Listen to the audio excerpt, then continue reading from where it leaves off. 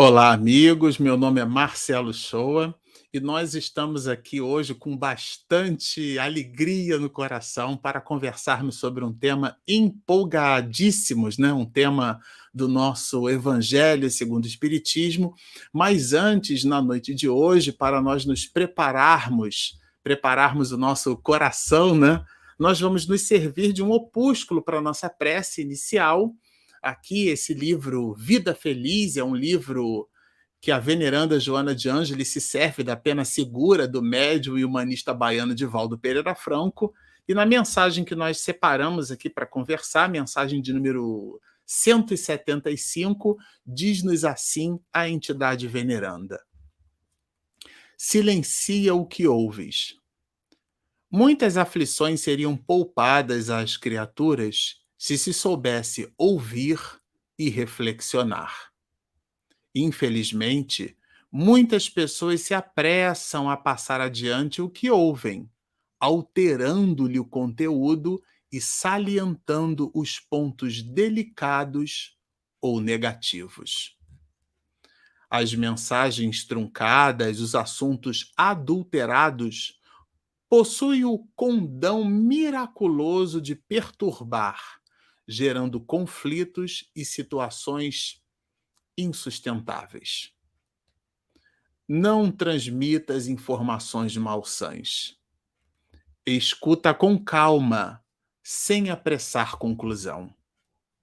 Se pretendes comentar a respeito, tenha o cuidado de fazê-lo colocando a situação como se fosse a tua e apresentando-a com benignidade. Vamos orar. Queridos amigos do mais alto, estamos aqui, companheiros do Grupo Espírita André Luiz.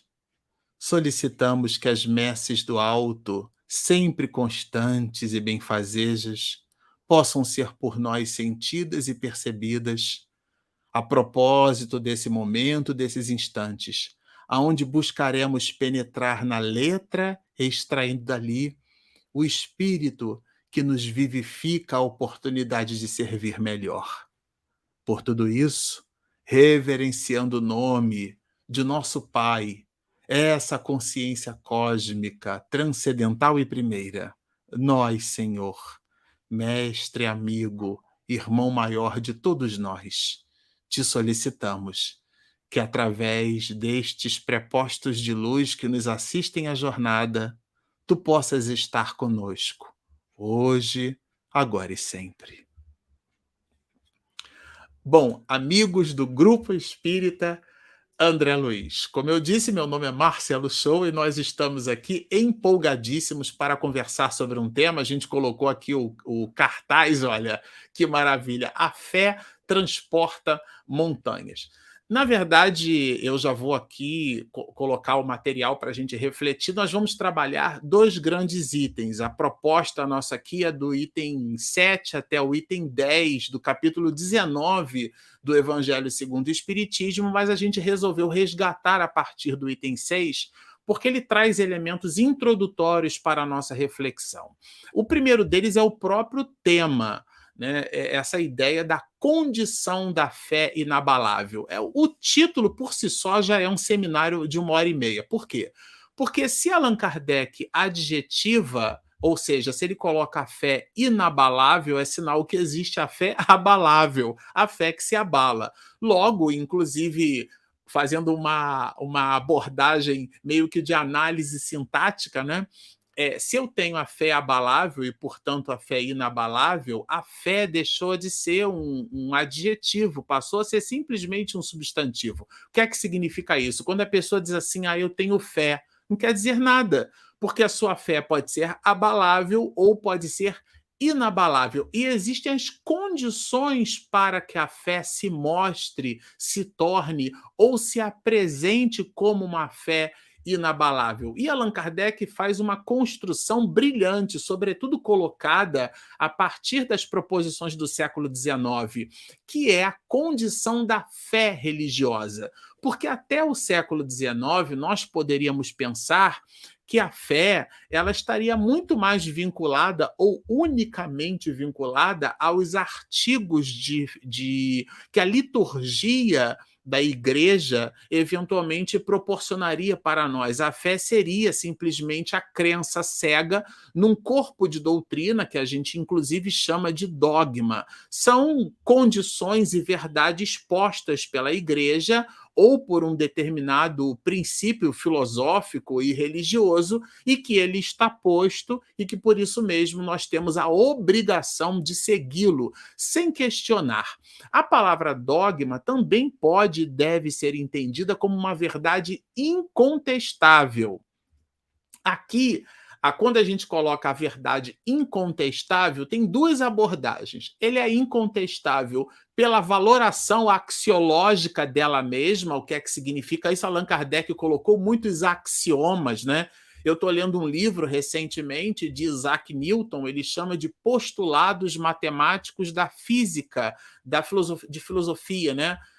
Natural. E ele trabalha basicamente as leis da natureza. Então, por exemplo, a lei da gravitação, que na Idade Média era considerada quase que algo que miraculoso, e depois Sir Isaac Newton, né, ele vai estabelecer uma relação das massas com as propriedades gravitacionais. Então, matéria atrai matéria pela razão direta de suas massas e pela razão inversa do quadrado de suas distâncias. Então, a massa do Sol ela atrai a massa dos planetas. Para a gente ter uma ideia do que é que isso significa, a massa do Sol, se nós fôssemos capazes de juntar todos os 8 planetas, já que Plutão foi rebaixado, né, pela astrofísica, todos os 4 planetas rochosos, né? Mercúrio, Vênus, Terra, Marte, e depois os outros 4 planetas gasosos, né? Depois de Marte, Júpiter, Saturno, Urano, Netuno.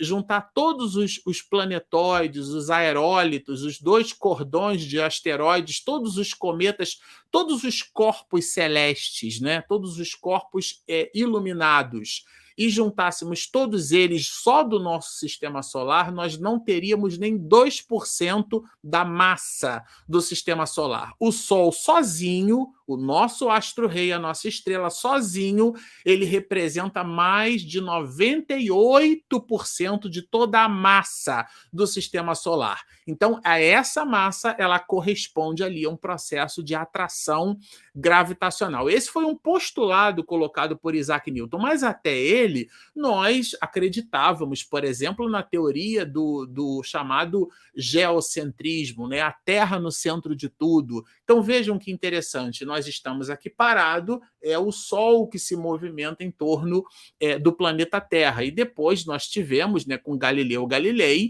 que pegou 2 lentes polarizadas, apontou para o céu, descobriu, por exemplo, as erupções, né, do nosso astro-rei, descobriu as crateras da Lua, descobriu, por exemplo, né, que a estrela d'alva não é uma estrela, é um planeta, né? É Vênus. Então, tudo isso foi amplificando a nossa possibilidade de observação e se transformou em valorações axiológicas. Então, um axioma é uma proposição que, legitimada pelos processos empíricos postos pela ciência, né? O processo empírico, que é o processo da experimentação, fazer ciência é um processo observacional e, portanto, empírico, ele foi trazendo esses axiomas. Então, o axioma é uma verdade.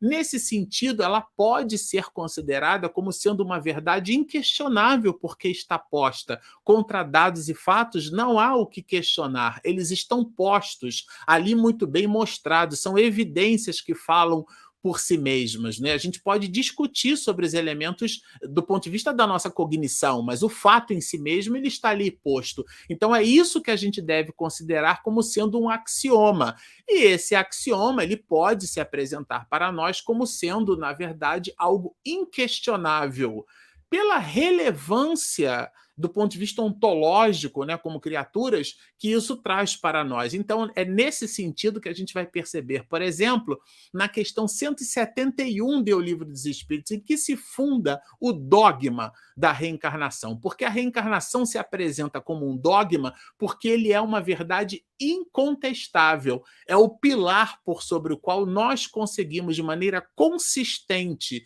explicar a justiça e a bondade de Deus trazida pelo mestre de Lyon a partir da questão 13 do Livro dos Espíritos e depois desdobrada aqui nesse enunciado da questão 171, em que se funda o dogma da reencarnação. Então, tudo isso corresponde a um volume de crenças e valores que a fé religiosa colocou como artigos de fé.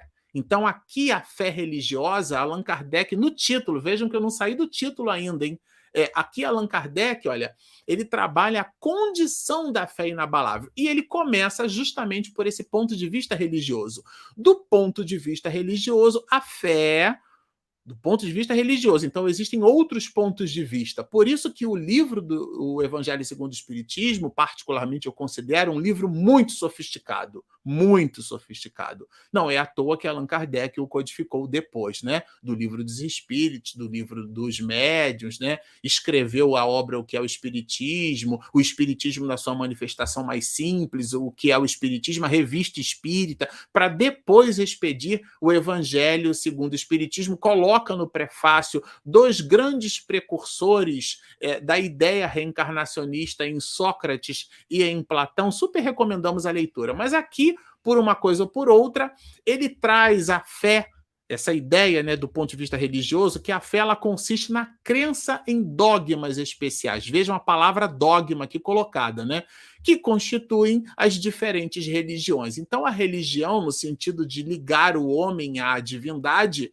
ela tem as suas valorações propositivas, cada uma delas na sua perspectiva. E ele apresenta o elemento cognitivo, né? Essa ideia da cognição, da capacidade da criatura humana em raciocinar.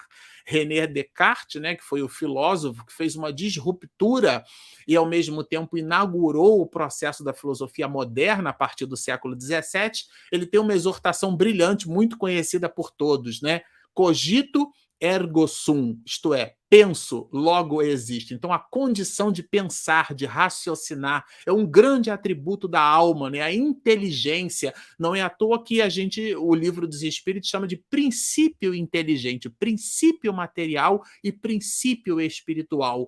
Quando adquire a consciência de si mesmo, recebe o carimbo de simples e ignorante e escreve esse princípio inteligente agora na condição de espírito e alma, quando encarnado, escreve a sua história ascensional em direção a Deus. Esse princípio inteligente tem pela definição, na condição cognitiva, a capacidade de raciocinar, de refletir, de arbitrar, portanto, decidir. A palavra livre-arbítrio, a capacidade de arbitrar, de decidir. E aqui Allan Kardec traz um elemento diferente, olha. Ele chama de fé raciocinada, ou, porque é uma disjunção exclusiva, ou cega. Cega porque eu simplesmente tomo por verdade, não raciocino e é o que está escrito ali e acabou. Sem nenhuma contextualização, sem nenhuma relação reflexiva. Se está escrito, como algumas pessoas sempre perguntavam para mim na minha adolescência, na minha infância, até mesmo na faculdade, né? Você acredita na Bíblia? Então, se está posto ali, você acredita e acabou. E às vezes aquilo, academicamente, a gente sempre gosta de brincar com uma expressão, né? Todo texto fora de contexto é só um pretexto para defender seu texto. Ou seja, a gente pega uma citação do Velho Testamento e não a contextualiza, né? E isso, claro, é um crime do ponto de vista reflexivo. Então, não é o fato de não acreditar na Bíblia, mas é de fazer uma relação de deparo do ponto de vista racional com aquilo que efetivamente a Bíblia, né, trabalhando aqui, bíblios, muitos livros, né, os muitos livros da Bíblia, dividido entre Velho e Novo Testamento, podem e devem, e certamente que nos oferecem. Então, é necessário ter olhos de ver. Quando a gente não analisa, não depreende do ponto de vista cognitivo, portanto, não raciocina, esse mecanismo de fé é chamado de fé cega e está aqui muito bem posto por Allan Kardec. Vejam que ele mesmo coloca: nada examinando, a fé cega aceita, sem verificação. Essa ideia de verificar, de perquirir, de indagar, de refletir, né? Assim, aceita o quê? Assim, o verdadeiro como o falso, ou seja, aceita tudo. Então, e pode inclusive levar ao excesso, e isso produz aqui o fanatismo. Falar sobre fanatismo seria uma outra gravação, uma outra live, enfim, um outro episódio, um outro momento. Mas, de um modo geral, a gente pode encontrar lá no Livro dos Médiuns, na terceira parte, né, onde Allan Kardec chama de método, no item 28, né, o item 28 ele é dividido em 4 partes. Eu super recomendo que vocês observem um tipo de espírita entre aqueles, diz-nos Allan Kardec, né, que genuinamente se colocaram em favor do estudo da doutrina espírita, podemos destacar, e ele coloca alguns grupos. E existe um grupo lá mencionado por Allan Kardec, a fala não é minha, dos espíritas exaltados. São aqueles que se entregam ao excesso, são aqueles de nós espiritistas, para falar do princípio religioso que nós esposamos, né? Somos aqueles de nós que nos entregamos ao fanatismo. Então é o guiísmo, como nos diz Divaldo Franco, se é o espírito que coloca aquilo numa reunião mediúnica, todo o corpo mediúnico aceita sem analisar. E Allan Kardec é muito claro, ele apresenta 2 grandes escolhos no espiritismo prático. O primeiro deles está no capítulo 23, né, das obsessões. E ele apresenta a obsessão como sendo um escolho. Essa palavra escolho significa empecilho. E depois, no capítulo 24, da identidade dos espíritos. Será que foi realmente aquele espírito que disse aquilo? Será que realmente aquilo não é animismo, né, que vem de ânima, alma, isto é, não vem do próprio médium?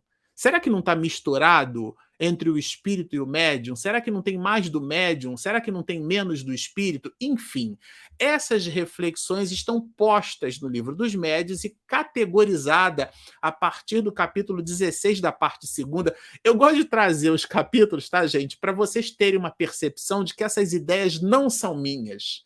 Eu sou só um papagaio.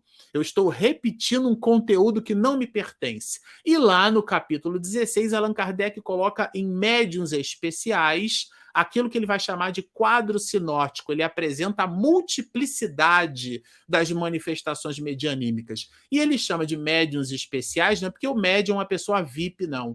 Médiuns especiais porque são as especialidades da mediunidade, a vidência, a clarividente, a pintura, né, que a gente chama aqui hoje de psicopictografia, até mesmo a palavra psicofônico, que é muito largamente usada na comunidade espiritista. Essa palavra, na tradução, eu sou um pouquinho ortodoxo, né? Na tradução de Guilhom Ribeiro, esse poliglota, né, engenheiro brilhante que fez a tradução de grande parte da codificação do francês clássico para a língua portuguesa, a palavra psicofonia ou médium psicofônico aparece uma única vez lá no final, que é no capítulo 32, que é o último capítulo da parte segunda do Livro dos Médiuns. Allan Kardec chamava de médium falante ou médium sonambúlico, que lendo, prestando atenção no texto, quer dizer a mesma coisa. Mas aqueles de nós que não buscamos o estudo, podemos estar ligados ao fanatismo. E o fanatismo ele está distante dessa condição primeira da fé raciocinada. Então,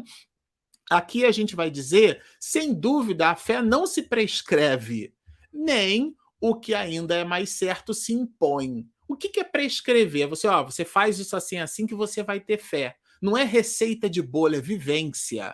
A gente costuma dizer no nosso ambiente profissional, não existe pós-graduação de experiência. Experiência ou você tem ou você não tem. E experiência também não é idade, porque existem homens e mulheres com 60 anos de idade se comportando como adolescentes, porque passaram pelas situações da vida, mas não as experienciaram. O que é que significa isso? Não as assimilaram para si como experiência de vida. Muitas dores não deveriam ser por nós transpostas, deveriam ser por nós assimiladas. o que é que aquela situação difícil quer dizer para nós? O que que a vida quer nos ensinar com aquela dor?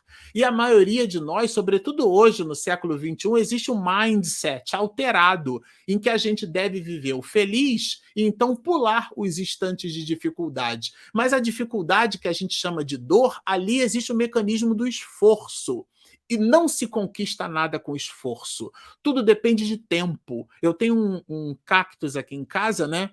Que daí ele já estava quase morrendo. Então eu transplantei ele, né? E fiz um tratamento aqui, coloquei uma terra bem caprichada, água uma vez por semana, mas dei um tratamento VIP lá para o cactus. Ele ficou vigoroso, coloquei uma escora, que ele já estava todo se curvando, e de repente ele ficou viço, né? Ficou viçoso, ficou verde, abriu um braço e daquele braço despontou uma flor. E ele já estava praticamente morto. Então ele ressuscitou. O esforço que aquele cactus fez.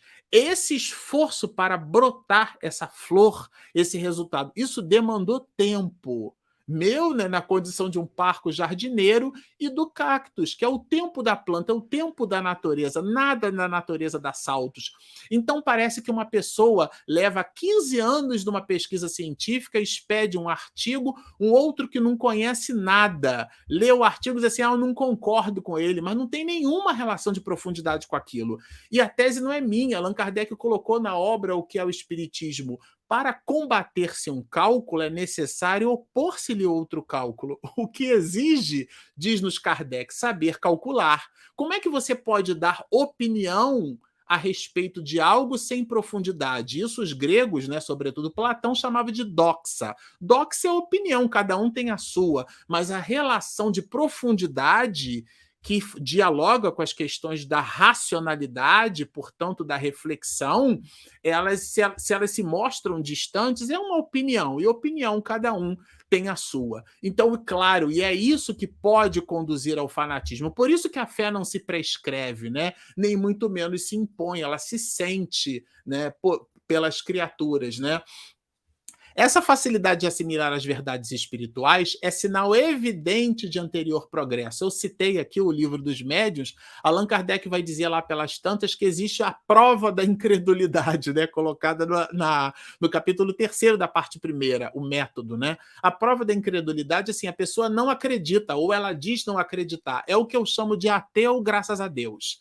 É até que aconteça uma encrenca, uma dificuldade na vida, e no instante ele busca uma igreja, um centro espírita, ele busca um livro para ler, para poder refletir sobre aquele acontecimento. Enquanto está tudo bem, é a parábola da figueira que secou, né? É difícil dar figos fora da época de figo. Por que você dizer que está bem com a vida, se você está com dinheiro no bolso, se você não, ninguém da sua família pegou Covid, se você não tem nenhum problema de saúde grave, se está tudo, como dizem os americanos, stable, né? Tudo estável na sua vida, aí é fácil dar figos. Difícil é dar figos fora da época de figo, né? Então, nesse sentido que está ali a ideia da provação. Então, aqueles de nós que assimilamos as verdades com anterioridade somos aqueles que passamos por dificuldades anteriores e, conjunção aditiva, e as assimilamos. A primeiras, esse primeiro bloco, né, já creram e compreenderam, trazem ao renascerem a intuição do que souberam, estão com a educação feita. E essa educação não é aquilo que a gente chama de instrução, não é a educação formal, é a educação espiritual. Eu me lembro que alguns colegas meus que não eram espíritas diziam assim, mas Marcelo, é muito complicado esse negócio de reencarnação, porque eu não lembro o que eu fui. Eu digo, olha, claro que você lembra o que você foi. Aliás, você lembra do que você foi, o que você é. É só perquirir a alma, fazer um esforço de introspecção profunda e recolher dos refolhos da sua alma as suas tendências, as suas inclinações, não necessariamente ruins, podem ser inclinações boas, o desejo de fazer o bem, aquela compleição. Isso fala de você. Você pode não lembrar se foi um professor, se foi um advogado, isso pouco importa. O que importa é o que você fez com a profissão que você teve, e não exatamente a profissão que você teve. Porque a profissão, ela está posta na sociedade como uma convenção humana. O que a gente faz com o fato de ser gari é o que faz diferente.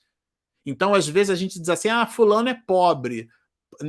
E aí ele é humilde, né? Não, ela é humilde ou ele é humilde. Não, a humildade é uma virtude. A pobreza é condição socioeconômica. Conheci muitas pessoas pobres e extremamente arrogantes, porque a condição socioeconômica baixa ainda não conseguiu vergar aquela alma. Então ela fala cheia de empáfia, né? Como também existem pessoas que são ali, que têm uma posição socioeconômica, têm uma posição financeira, têm uma expressão na sociedade odierna, e, no entanto, essas pessoas circulam pelo mundo, né, sem projeção de ego. E a tese não é minha, vai colocada por Allan Kardec na obra O Céu e o Inferno, quando ele coloca ali uma condessa, gente.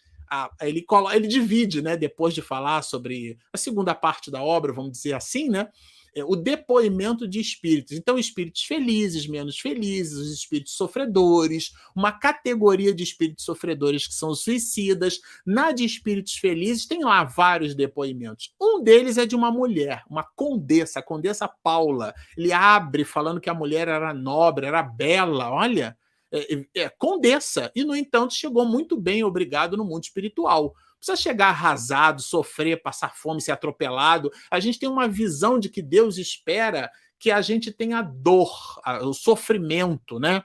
Essa dor de que a gente fala é um processo de transformação. É aquilo que o livro dos Espíritos, na terceira, quarta parte, na lei de destruição, vai nos atentar. A destruição deve ser entendida como um processo de transformação, não é de destruir, de jogar fora, é de transformar. Lavoisier, na natureza nada se perde, nada se cria. Tudo se transforma. Então é o processo de transformação que gera um incômodo do ontem para o hoje, porque a maioria de nós tem uma certa condição de acomodação. Esse desconforto da acomodação que a gente chama de dor, mas ela é legítima quando nos conduz ao progresso. E quem protagoniza tudo isso é o elemento reflexivo, é o que Allan Kardec chama de fé raciocinada. A fé necessita de uma base. Olha que interessante, que é o quê? A inteligência, está aqui no final, olha, a inteligência perfeita, e tem outras inteligências. Inteligência perfeita de quê, gente? Daquilo que se deve crer. E para crer não basta ver, é preciso, sobretudo, compreender. Os filósofos pré-socráticos diziam que os sentidos obliteram a razão, né? Aliás, Antoine de Exupéry, né, no livro O Pequeno Príncipe, vai nos dizer o essencial é invisível aos olhos, né? Só se enxerga bem com os olhos do coração. Porque aquilo que a gente depreende com os sentidos, o processo de ilusionismo é um pouco isso, né? O que é uma película cinematográfica se não 24 fotos justapostas no intervalo menor ou igual a 1 segundo e que a retina humana registra como sendo movimento? Então, aquilo é um processo ilusório, tá certo? Então, nem tudo aquilo que a gente vê com os olhos, né? Então, Tomás querendo tocar, esfregar nas chagas de Jesus para poder acreditar. Eu vejo, mas não acredito, né? Então, nem tudo aquilo que a gente enxerga pondera com os sentidos, né? O dogma da fé cega é que produz hoje o maior número de incrédulos, porque ela pretende impor-se, exigindo a abdicação de uma das mais preciosas prerrogativas do homem. Qual é? O raciocínio e o livre-arbítrio, a liberdade de arbitrar, portanto, decidir. Então, a gente acredita em doutrina espírita porque aquilo fecha um circuito lógico na nossa cabeça, né? Aquele eureka dos gregos, né? Eu compreendi. Daí, então, Allan Kardec ter colocado aquilo que vai, inclusive, no prefácio da antecapa, né, da obra, o Evangelho segundo o Espiritismo. Essa obra que a gente está lendo, a fé inabalável. Então, repito, porque tem a fé abalável. Fé inabalável só é a que pode encarar de frente a razão, em todas as épocas da humanidade. Então, o que é que protagoniza uma fé que se sustenta em si mesma? A capacidade de raciocinar. Eu entendi que eu sou um espírito imortal, eu compreendi isso. Ninguém me impôs, ninguém prescreveu goela abaixo. Não. Então, por isso que a gente costuma dizer habitualmente que não se faz proselitismo em doutrina espírita. E Allan Kardec, extrapolando, vai dizer e vai chamar isso de prova da incredulidade, né? É uma prova para ele, porque o espiritismo é um consolo. Quando muitos colocam assim, nossa, mas a minha mãe se foi, ela desencarnou, ela morreu, eu perdi a minha mãe. Você perde um lápis, uma borracha, uma caneta, a chave do seu carro, óculos, mas as pessoas, elas morrem ou desencarnam. Aliás, o espiritismo acredita na morte, porque a morte é um fenômeno biológico. O que o espiritismo não acredita é no morto, porque o morto não existe. Então a sua mãe continua vivendo, isso é um consolo. Claro que existe a saudade, isso é indiscutível. É uma das maiores dores pungentes, inclusive, que a alma humana é capaz de experimentar. A ausência de uma pessoa que você quer muito bem, que você ama. Você sente saudade. Agora, ela continua existindo. Ela mudou para o endereço que vai levar um certo tempinho, pelo menos espera-se, né? Que leve um certo tempinho para que você possa vê-la novamente. A abstração feita aos encontros no mundo espiritual, nos instantes do sono, nos instantes do desprendimento parcial pelo sono. Nessa perspectiva, você continua vendo o seu ente querido, o seu amado, a sua amada. Isso, gente, é uma delícia, é uma maravilha, é uma beleza. Porque não há a morte, né? Daí a gente dizer o espiritismo matou a morte, né? É nesse sentido. A morte biológica continua existindo. Aliás, Manuel Filomeno de Miranda, nas suas obras, é o nosso professor, né? Nós temos um canal no YouTube, Espiritismo e Mediunidade. Lá a gente aprende com Miranda que o espiritismo acredita na morte, ele não acredita no morto. E há uma diferença entre desencarnar e morrer. Miranda coloca isso para a gente o tempo inteiro, porque a morte é um fenômeno biológico, mas o espírito às vezes se vê ligado ao corpo. E o plano espiritual de ordem superior faz o trabalho de promover a disruptura, né? O encerramento dos últimos laços fluídicos que prendem a alma àquele corpo físico. A alma ainda está ligada ao corpo. Então ali acontece a desencarnação. Nem sempre a morte leva à desencarnação. O espírito, pelo seu psiquismo, quem cultua muito o corpo, né? Aquela coisa de ir para academia para ficar sarado, às vezes a pessoa não fica nem sarada porque não estava nem doente, né? Então, essa apologia ao corpo, é claro que a gente não está fazendo aqui nenhuma movimentação contrária ao exercício físico, né? Antigamente a gente levantava para apertar o botão da televisão, tinha aquele comutador que a gente trocava os canais, plec, plec, plec, né? Quem é da época que se colocava papel celofane, aqueles papéis colorido, né, para poder, a televisão era preta e branca para poder enxergar colorido, né? Então a gente levantava para poder chegar no televisor. Hoje é tudo controle remoto, hoje a escada é escada rolante. Então existe uma certa tendência ao sedentarismo, é muito natural, normal e importante que nos dias postos do século XXI nós busquemos a caminhada, a bicicleta e o exercício físico, a musculação que altera a taxa de metabolismo basal do nosso corpo, mantém a nossa saúde, está tudo muito certo. O que a gente não pode extrapolar para uma relação de apologia ao corpo. Nós não somos corpos. Nós estamos num corpo, mas não somos. Isso é muito importante. O espiritismo trabalha a ideia de que nós somos espíritos e imortais, como se fosse o Wolverine do X-Men, né? É imortal. Então, quantas vidas nós temos? Uma só. Encarnação é que a gente tem um monte. Isso muda completamente a nossa perspectiva de enxergar as coisas, ou pelo menos deveria mudar, porque aí eu começo a sustentar as minhas relações comigo mesmo e com os outros numa outra perspectiva. É disso que trata a fé inabalável, que é a compreensão de que eu sou um espírito. E aqui, que eu acabei antecipando um pouquinho, essa visão da parábola da figueira que secou. Eu confesso a vocês que quando eu ouvi essa parábola pela primeira vez, eu tinha ali, sei lá, uns 11 anos de idade. E eu não entendia direito, né? Poxa, mas Jesus então passou, né? Ele estava com fome, passou por um caminho, ouviu ali que tinha, eu estou fazendo uma síntese aqui, né, da parábola.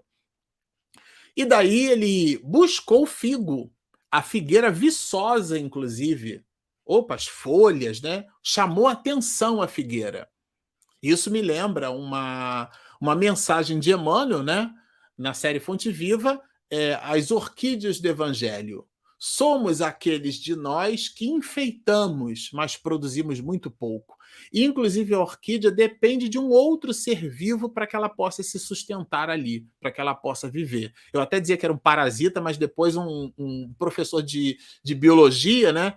E alguns especialistas em botânica me corrigiram. Não, não é um parasita, mas ela depende daquele outro, ela precisa ficar agarrada ali, né? Num outro para poder sobreviver. Então, a orquídea do evangelho no sentido de que a pessoa só enfeita. Então, a casa espírita tem uma série de necessidades, uma série de atividades, e a pessoa só enfeita, ela enfeita as relações dos outros, mas ela não produz. É nessa perspectiva. E aqui é Jesus buscando figo numa figueira toda enfeitada. E fora da época de figos, ela prometia figos porque estava viçosa, cheia de folhas, mas fora de época. E aí Jesus, então, amaldiçoou a figueira. Como ninguém, que ninguém coma de ti fruto algum. Foi o que os discípulos ouviram quando Jesus se aproximou, né, e viu que tinha só folhas e que não era tempo de figo. E aqui é uma relação simbólica sensacional para os nossos dias, né? Quantos de nós temos um vício no sentido do verniz da vida social? É tão maravilhoso a gente fazer aquele jogo de corpo e deixar a pessoa com mais idade passar à frente no elevador, mas aquele mesmo personagem ali diante do seu volante no automóvel, sobretudo se for um automóvel imponente, com motor de muitas cilindradas, agora os motores turbo, né? Que fazem alto desempenho com baixo consumo de combustível. Então ela se coloca numa condição de superioridade, porque afinal de contas, o equipamento que ela porta é o que ela é. Então, é a transferência do ser e do ter. Então, a gente acaba achando que o que a gente tem é o que a gente é. E é uma relação invertida, porque é uma fé que não raciocina. Quem se percebe como espírito de verdade entende que os bens materiais não falam de nós. Quando nós chegamos no mundo espiritual, inclusive as titulações, né? Bernard Boutier, né, trabalha um conceito quando ele fala do capital. Não é só aquele capital de Marx, né, que é o capital financeiro. Existe o capital cultural, existe o capital social, existe o capital econômico, claro. E o capital é aquilo que a gente entende que nas nossas relações do cotidiano nós colocamos o nosso tesouro ali. Aonde está o teu tesouro? E ali que estará o teu coração. Então nós depositamos as nossas fichas, vamos dizer assim, espiritualmente falando, aonde? Nessas relações de ordem material. Então nós coisificamos ou materializamos a nossa espiritualidade. E isso é um ponto muito grave. Essa é uma ausência de raciocínio. É a fé espiritista não raciocinada, porque nós não somos corpos. Então, quando você quer dar qualquer perfume para sua mãe no Dia das Mães, no lugar de dar presentes, faça-se presente. Você pode vir com uma flor, com um perfume até, né? Junto contigo, pode, mas o movimento genuíno é o do afeto. É claro que você pode demonstrar afeto, sim. Não estou desqualificando exatamente o perfume, mas é que o que protagoniza a ação do afeto não é o bem material. Esse é que é o ponto. É o ato de dar, é dizer que lembrou, é a ideia da lembrancinha, né? Do souvenir, do gift, da lembrança. Então, eu lembrei de você. É um imã de geladeira, custou R$ 2, R$ 3 quando você fez uma viagem lá para Foz do Iguaçu, mas você lembrou. Então, isso aqui é o belo dessa história, né? A beleza está aí nesse detalhe, né? Nessa postura que enxerga o outro, como uma criatura posta no mundo, e não com o corpo que tem, se é gordo, se é magro, se é alto, se é baixo. A gente está muito preocupado com o fenótipo hoje, né? Com a aparência física. E é curioso, né? Porque essa visão da personalidade, né, essa palavra personalidade, fulano é uma personalidade, essa é uma palavra que vem do grego, significa persona. E persona é máscara. São aquelas máscaras do teatro grego, né, da comédia, da tragédia, se está sorrindo, se está triste. E aquilo é fake. Aquilo não é você.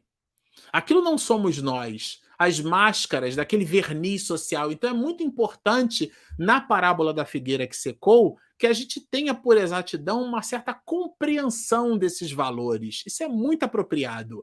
Que a gente entenda que aquela figueira viçosa, aquele viço da figueira, aquilo não deve ser só aparência. E vejam, Jesus buscou o figo. Ele espera que nós demos a nossa cota de contribuição a propósito das aparências, que a gente busque verdadeiramente. E aqui na ideia de que ele amaldiçoa, né?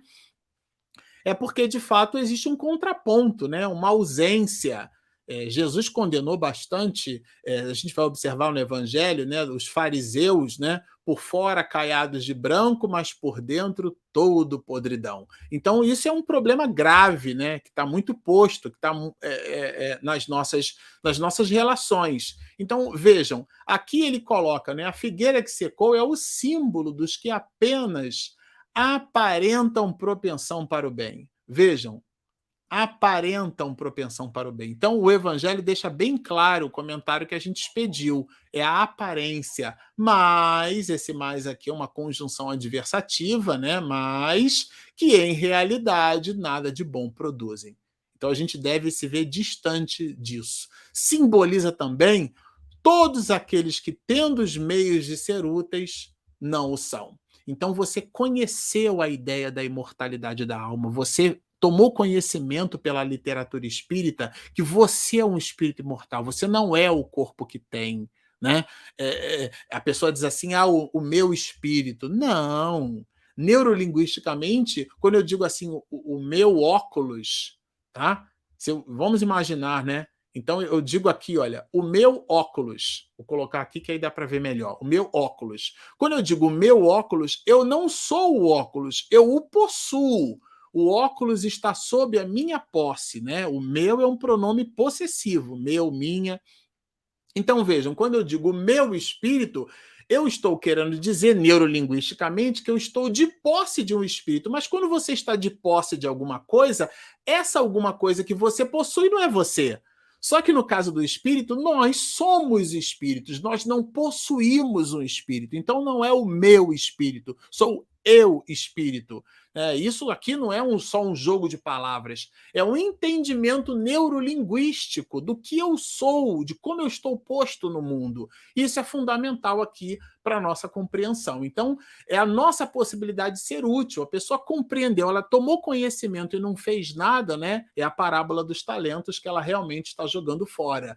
Então, vejam, aqui na parábola da figueira que secou, há um ponto de alinhamento, aqui já é um recado explícito para os médiuns, porque os médiuns, que são os intérpretes dos espíritos, o espírito fala pela nossa boca, escreve pelas nossas mãos, né? Se comunicam pelas possibilidades mediúnicas e a gente se mostra indiferente a essa realidade pulsante do mundo espiritual, então realmente aqueles de nós que nos comportarmos assim, estaremos nos movimentando como uma figueira que secou, que foi amaldiçoada por Jesus, ou seja, possui o vício aparente, mas não produz, na verdade, né? Então, aqui é um ponto específico para os médiuns. Cabe-lhes a esses médiuns, àqueles de nós nessa condição, né, do contato com os espíritos, cabe-lhes uma missão especialíssima.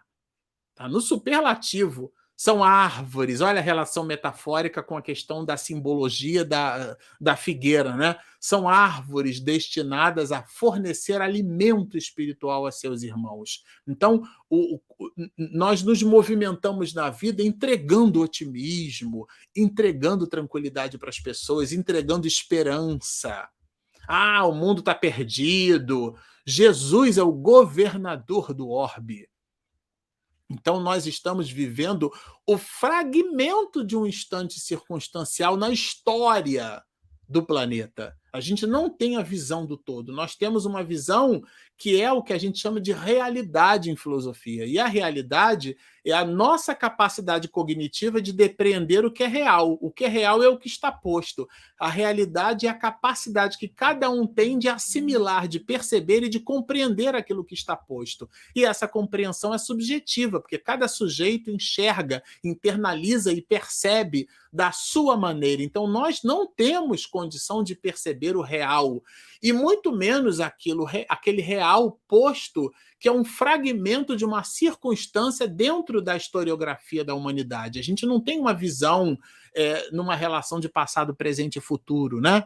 Então, nessa perspectiva, aqueles de nós que percebemos os espíritos, que estamos em contato com ele, a gente tem uma espécie de obrigação moral de atentar para esse viço, né? Para essa folha viçosa, verdejante, que é o esclarecimento da imortalidade da alma, vibrarmos numa outra faixa de frequência, né? Se recusam a utilizá-la em benefício dos outros, se nenhum proveito tiram dela para si mesmos, melhorando-se, são quais a figueira estéril. Aqui são as palavras muito bem colocadas no Evangelho segundo o Espiritismo, ou seja, de que nos serve esse chamamento através da mediunidade se ele se mostra inócuo, né? O talento que a gente enterra e entrega exatamente do jeito que recebeu, a gente não multiplica ele, né? E aqui vem, depois seria objeto para a casa espírita de um outro desdobramento, a instrução dos espíritos sobre esses mesmos processos, e ele vai trabalhar aqui justamente nas relações da fé, que a gente viu aqui, a fé como sendo a mãe, né? Quando diz a mãe da esperança e da caridade, porque a fé é a que gera, é nesse sentido de que ela é a mãe, né? Então, a fé ela é capaz de gerar a esperança e é capaz de gerar a caridade. Eu sempre gosto de lembrar, para a gente até encerrar aqui esse nosso bloco, que a caridade ela é a palavra mais importante em doutrina espírita, né? Allan Kardec coloca nem é reencarnação a palavra mais importante, né? E vejam que o mestre de Lyon, na obra O que é o Espiritismo, dialogando com o padre, ele vai nos dizer que os espíritos de escola não nos dizem que é fora da verdade não há salvação, fazendo fronteira um pouco com tudo aquilo que a gente chama, né, dentro da epistemologia ou da teoria do conhecimento, né, sobre a verdade. Não é fora da verdade não há salvação. Isso dialoga bastante com os instantes do século XIX, essa condição depois, né, do período do iluminismo, a ideia de pôr luzes, de iluminar o raciocínio, né? A ideia da verdade revelada. O que é revelar, que é tirar o véu, é pôr luzes em alguma coisa. A ideia da iluminação e a ideia do esclarecimento. Essa é uma metáfora antiga, posta inclusive por Platão na obra A República, em um de seus cadernos, quando ele trabalha o conceito, né, do mito da caverna, ou alegoria da caverna para alguns, aonde um homem que está acorrentado, ele então sai da caverna. Ele enxergava os objetos através de sombras. Então, essa ideia da iluminação, essa ideia do esclarecimento, conhecereis a verdade, disse Jesus, e a verdade vos libertará. Mas Allan Kardec vai mais adiante nessa perspectiva, ampliando essa exortação de Jesus 19 séculos mais tarde. Não é fora da verdade não há salvação. Não é fora da igreja, da reunião de fiéis. Então, não é fora da verdade, não é fora da igreja. É fora da caridade, não há salvação. Também diz ele, não é fora do espiritismo. Questão 982 do Livro dos Espíritos. Será necessário professemos o espiritismo? Eu tenho de memória. Será necessário professemos o espiritismo e creiamos nas manifestações espíritas para termos assegurado a nossa sorte na vida futura? Quer dizer, a condição. Quem é que se dá bem no mundo espiritual? É o espírita?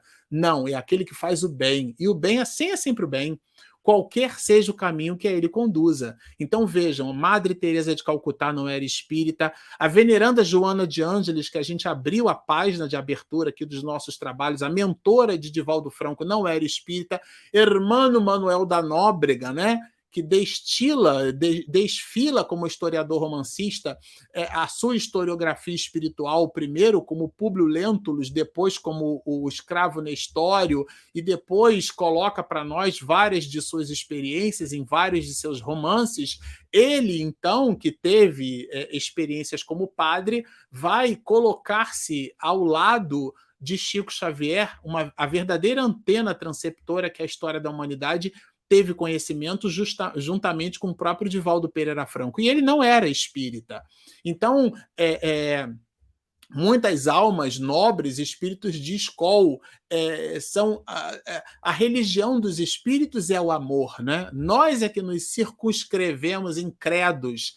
Então, daí o Espiritismo nos dizer, Allan Kardec, inclusive, coloca depois, no capítulo 15 do Evangelho segundo o Espiritismo, fora da caridade não há salvação. Então, quando a gente enxerga a caridade como sendo algo que a fé é capaz de parir, já que a fé é apresentada aqui no capítulo 19 como sendo a mãe da caridade, porque é através da fé que é possível parir.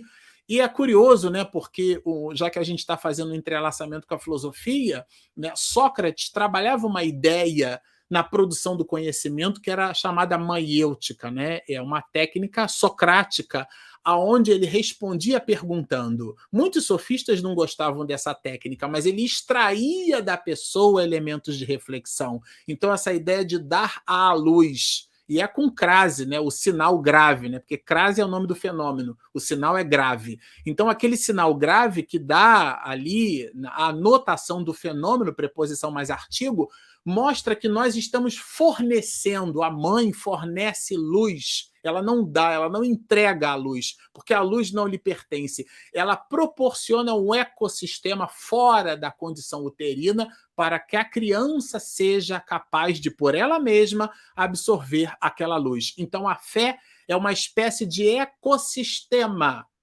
necessário e que favorece o quê? O florescimento, como eu coloquei lá do meu cactus, né? Da esperança, e o verbo esperança, né, que é esperançar, não é esperar, não é uma atividade passiva, é uma atividade ativa. Pedi e obtereis, buscai e achareis, batei e a porta abrir-se-vos-á. São verbos de movimento. Então, nós devemos nos movimentar em favor do bem. É nessa perspectiva que trabalha a esperança. E a fé é o elemento capaz de parir a esperança, de nos dar significado. Por que eu estou agindo dessa forma? Por que eu consigo tolerar tantas adversidades? A fé é o elemento fundamental dentro da nossa condição como espírito, capaz de produzir essa esperança e, ao mesmo tempo, nos emular, já que o verbo amor em movimento chama-se, na verdade, caridade, a palavra mais importante em doutrina espírita. Bom, eu confesso a vocês que é um trabalho assim maravilhoso. Como eu disse, empolgadíssimos nós estamos aqui, agradecendo inclusive essa oportunidade de trabalho, e vamos nos despedir entregando ao Senhor de todos nós uma singela oração, dizendo assim: querido Rabi, estamos muito satisfeitos pela oportunidade de serviço. Permita, Senhor, que a letra que tu deixaste através dos teus prepostos de luz possa, de fato, internalizando nas profundezas das nossas estruturas mais íntimas, medrar e atingindo o solo das nossas realizações, do nosso psiquismo, da nossa condição, possa, nessa dinâmica espiritual, florescer, dar frutos. Esses frutos, produzindo sementes, multiplicam as possibilidades, e nessa construção, Senhor, divisamos em nós mesmos, já que um fruto cai sempre muito próximo da árvore, divisarmos em nós mesmos o resultado do nosso próprio esforço em favor de nós mesmos e em favor dos outros, já que somente, Senhor, entendemos contigo que conseguimos crescer unindo-nos no ideal de serviço. Abençoa-nos, Rabi, a oportunidade de serviço hoje, agora e sempre. Muito obrigado.